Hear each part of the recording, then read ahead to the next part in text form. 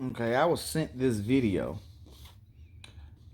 because apparently someone thinks this is a good breakdown and is covered in knowledge and depth. And well, I watched the video and I believe different. And what I'm gonna do, I'm gonna play the video and I'm gonna break things down for you the way they really are and show you where this guy is going wrong. It's the best way I know how to do it. All right, so we're gonna go ahead and let him start. Let you know who Jesus really is. The Council of Nicaea changed the name to Jesus. A bunch of white people arguing about whatever they want to argue about and change. Okay, I'm not even gonna get into the name. That's something for a whole nother day. Not even gonna get into that because that's a rabbit hole. Let's just keep going.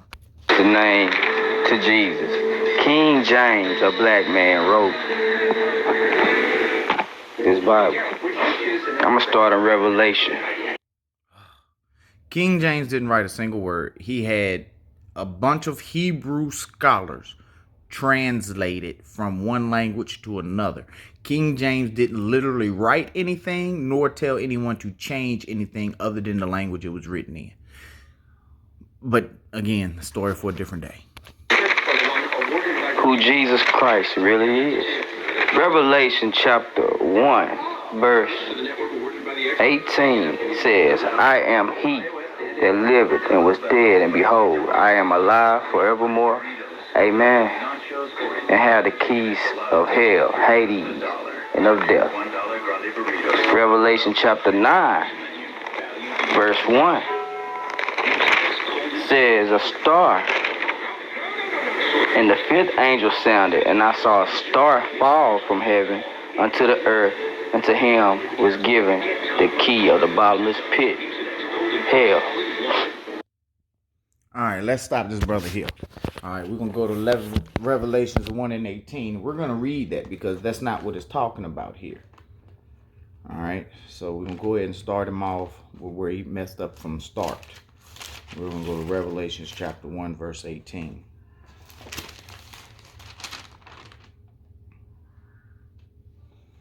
And it reads, I am he that liveth and was dead, and behold, I am alive evermore. Amen. And have the keys of hell and of death. All right. Now he said he has the keys of hell and of death. Now you got to understand, biblical hell is not a literal hell. It's condition. Yahawashi is saying he is the key, meaning he has the key, meaning that he's the way of getting out of condition. You know what I'm saying? Follow his lead. He's the commander. Then this gentleman goes to Revelations 9 and 1.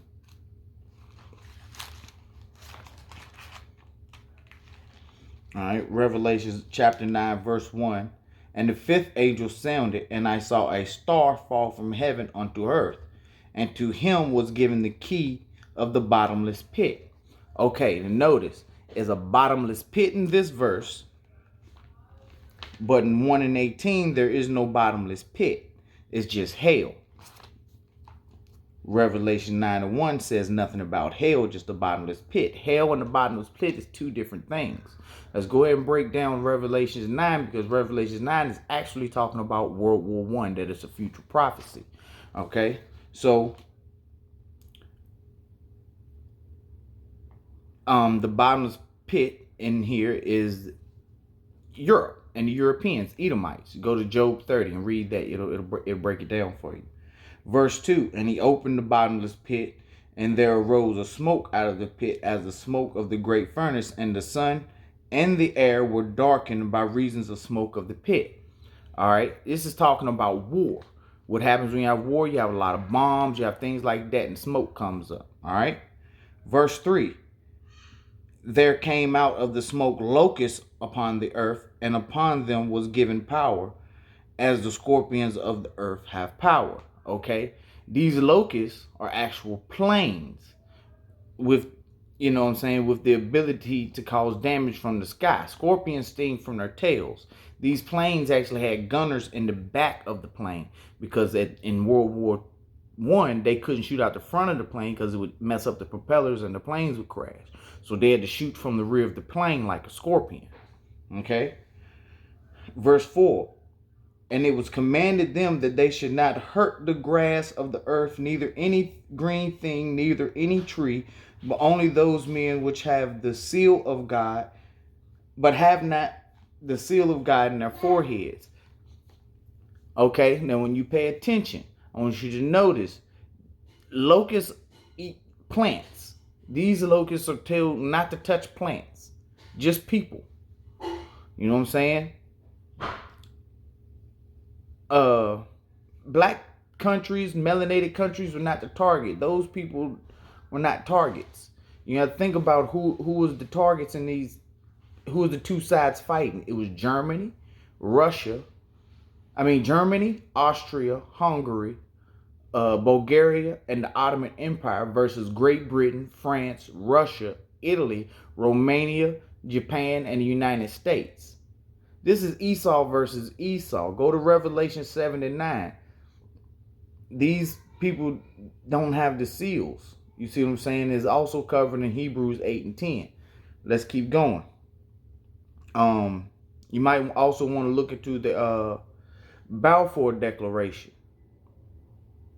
Okay, the Balfour Declaration is the reason for World War I, and it's also what happened in World War II. So go ahead and look that up, read it, and it'll educate you. All right, let's keep going. Verse 5, unto them it was given that they should not kill them, but they should be tormented 5 months, and their torment was as the torment of a scorpion when he striketh a man. Okay, so 5 months. Let's say each month is a year. 5 months for 5 years. World War I lasted 5 years. Neither one of these countries were completely destroyed. It didn't kill them, but they were tortured for 5 years. They went through hell. They went through war for 5 years. Okay. Verse 6. And in those days shall man seek death and shall not find it, and shall desire to die, and death shall flee from them. Okay, so chapter 6, people were messed up. You know what I'm saying? They wanted to die. They were getting their arms blown off, the legs blown off. They were getting messed up really bad, crippled and everything. They wanted to die from that, but they weren't dying. The doctors were saving their lives. They wanted to die, but they couldn't. And the shapes of the locusts were like horses prepared unto battle, and their heads were as crowns like gold, and their faces were as faces of men. Okay? These were armored planes. Faces as men. People were flying these armored planes. Okay? And they had the hair of women, and their teeth were as teeth of lions. If you look at the front of the plane, they had mouths on them, and then those mouths on the front of the plane were jagged teeth to make it look dangerous and fearful. And if you look at the scarves these pilots wore, it flowed in the back when the planes were flying, made it look like flowing hair. They had hair like women, but it was actually a scarf. But this is the vision that he's seeing. He doesn't know how to break it down. He doesn't have a word for scarf. You know what I'm saying? He didn't even know it was a scarf. Probably didn't wear them back then. Who knows? You know. And they had breastplates, as it were breastplates of iron, and the sound of their wings as the sound of chariots of many horses running to battle. Okay, these locusts had loud wings, the propellers. You ever hear propellers really loud? Sounds like a whole bunch of chariots. You know what I'm saying? Verse 10, and they had tails like unto scorpions, and they were stingers in their tails, and their power to hurt men 5 months. All right, tails like scorpions. Scorpions sting with their tails. The planes, you know, at that time shot from the back. Remember? All right, verse 11. This is a key verse. And they had a king over them, which is the angel of the bottomless pit, whose name in the Hebrew is Abaddon, and in the Greek tongue, his name was Apollyon. All right, when you take a look at both of these words in right here mean the same thing. They both mean destruction, destroyers. Okay, in both languages. In Hebrew, it means destroyer and destruction. In this language, it means destroyer and destruction. All right, who was this destroyer? Frederick Wilhelm Victor Albert. He was a destroyer, and he was the very last king of this time. He was the last king during this time period, and he was the man ruling over. Okay? Verse 12.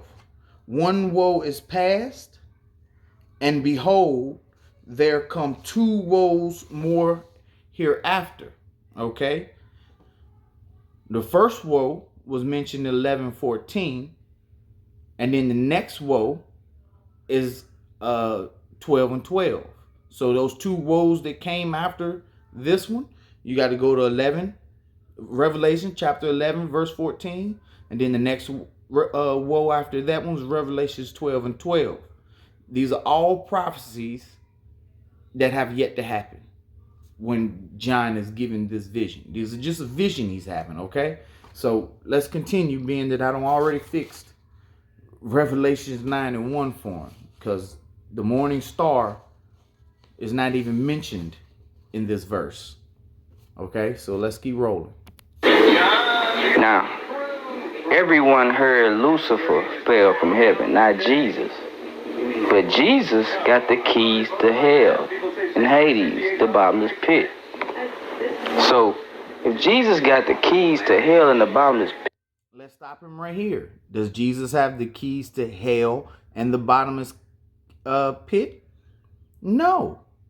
He has the keys to hell and death. No keys to a bottomless pit. He's equating the two because of a Christian doctrine, which is not true. Lucifer fell again because of a prophecy. Lucifer literally isn't a red horned devil. And you can basically go back to earlier segments and see that. Second, Christ never failed. He never failed. It doesn't show anywhere that Christ failed anywhere, but he keeps bringing it up and saying it, but he hasn't. Okay, the bottomless pit and hell are two different things. Okay, so you can't keep bringing those two together. He's using a Christian bottomless pit of hell, and then a biblical, basically nothing biblical but the words, and he's equating Christianity with the Bible, and it just doesn't work. Okay. the only person got the keys to hell and the bottomless pit. It says the fifth angel sounded and the star fell from heaven into the earth and was given the key to the bottomless pit. Well, we all know Lucifer fell, right? But this is saying Jesus Christ fell. Never said that. Who keeps telling you that Jesus is a star? Jesus says, I'm the morning star, but this doesn't say morning star. Not every star is a morning star. And just because someone failed doesn't mean it was Lucifer. Or hell, doesn't mean it was anybody. It doesn't fit, okay? Like, Jesus never failed. Jesus was not the star. He wasn't the star. You're making it morning star when the morning star is not there. You're just putting it there. Right? Jesus wasn't even the star it was talking about. The actual star, the thing that fell, was the ruling powers. Revelation verse 9 and 1 says go to Luke chapter 10 and 18. When you go to Luke chapter 10 and 18, it says, and he said, I beheld Satan like lightning thrown from heaven. Who is the he? Jesus, right? But I just said 9 and 1 says a star fell from heaven, and I said the star that fell was Jesus, and Lucifer fell from heaven, and it says exactly. You said the star that fell was Jesus. The Bible never said the star that fell was Jesus. You just added that in there, and now you think that works, okay? But it doesn't. Go to Luke 10 and 18. Well, Isaiah 14 and 12. Before you even get into that, okay? Luke 10 and 18 is not talking about Lucifer, because these are two different titles. But Christianity makes it seem like they're the same thing when that's not biblical, okay? Satan means accuser or adversary. Lucifer means shining one or the king of Babylon, okay? This is not a literal horned devil, but someone that is a ruling class in class. Heaven is not a position. Heaven is not a like spiritual place in the sky. It's literally a position of rulership. Okay, so one person's heaven will be another person's hell. That's how it is today on earth. The people ruling the earth now, they have their heaven.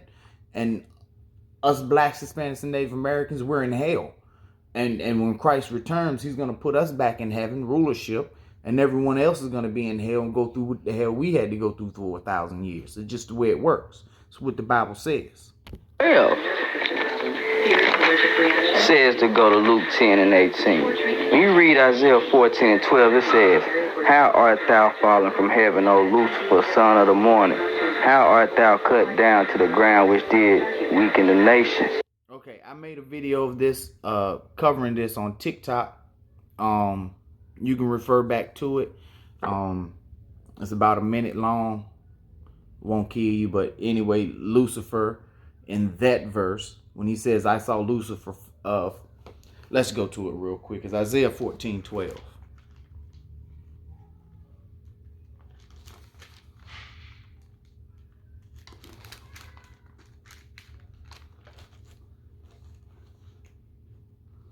It says, "How art thou fallen from heaven? How have thou fallen from rulership, O Lucifer, son of the morning?" What is Lucifer again? Shining one, or the king of Babylon? So he's going to say, how is this king fallen, son of the morning? He's going to say it's son of the morning star. Never says morning star here, okay? Jesus is not the son of the morning star. He is the morning star. The son of the morning star. Two different things, okay? So, but he's going to try to equate them because that's his narrative he's trying to push, okay? How art thou cut down to the ground, which didst weaken the nations? How art thou cut down? You way up there. You walk around with your chest puffed up, can't nobody touch you. But now all of a sudden you here at the bottom. How'd that happen? Because no one thought the white man would fall. But he will. America will fall. It says go to Luke 10 and 18. In Isaiah chapter 14, the people are asking Lucifer how he fell from heaven. It says, "Hell from beneath is moved for thee to meet thee at the coming. It stirred up the dead for thee, even all the chief ones of the earth. It had raised up from their thrones all the kings of the nations." It says hell is moving for the coming of the Lord. And then the people ask, "All they shall speak and say unto thee, Art thou also become weak as we? Art thou become like unto us? Thy pomp is brought down to the grave." See what he's saying? How are you become like us? You see what I'm saying? It's not talking about Christ. It's not talking about some celestial being. It's literally, not celestial, but spiritual being or anything you want to call it. You know what I mean? It's not talking about that. It's talking about a literal group of people, a literal rulership, people who are ruling the earth. And all of a sudden, they're nothing. They're nobody. They went from being sugar to shit, basically. It's basically what it's saying. But he's going to keep combining these verses. And honestly, after listening to it, he just basically repeats this over and over and over. And he eventually gets onto Capernaum. When Christ is talking about Capernaum. And Capernaum, I don't know if any of you know, is not a person. Okay? Capernaum is a city in Galilee, not a person. If you want to continue watching the video, the video is actually called Proof Jesus and Lucifer are the exact same person. Y'all can go look this up and finish it. I'm not going to finish watching this guy's video because honestly, he just continues to repeat himself and it's a lack of understanding. He did no research. I would give him an F if this was a class and he was supposed to present this to someone. I would give him an F because he didn't go in and substantiate anything. He went in with his own understanding, didn't get an understanding of what the Bible was talking about or anything. He's taking prophecies that haven't happened at that time, equating them to things that had already happened. And he's got a twisted version of the scriptures. And basically, that's basically what I get out of it. When you talking to people like this, actually listen to the words they use. They'll fit words in to make things fit the way they want it to. You know, they'll read a verse that says, "Oh, son of the morning," and then go, "See, look, the morning star." But it doesn't say morning star. And they'll equate that to when Christ says, I am the son of the morning. I am the seed of David and the morning star. He'll take that and then go back to there and say, "See, morning star." And then he'll go to Revelations and say, "See, a star fell." But that's not the morning star that fell. So you really got to listen to what they say and how they try to piece things together that really aren't there. I give this brother an F for effort. Shalom. And the noise of thy vows,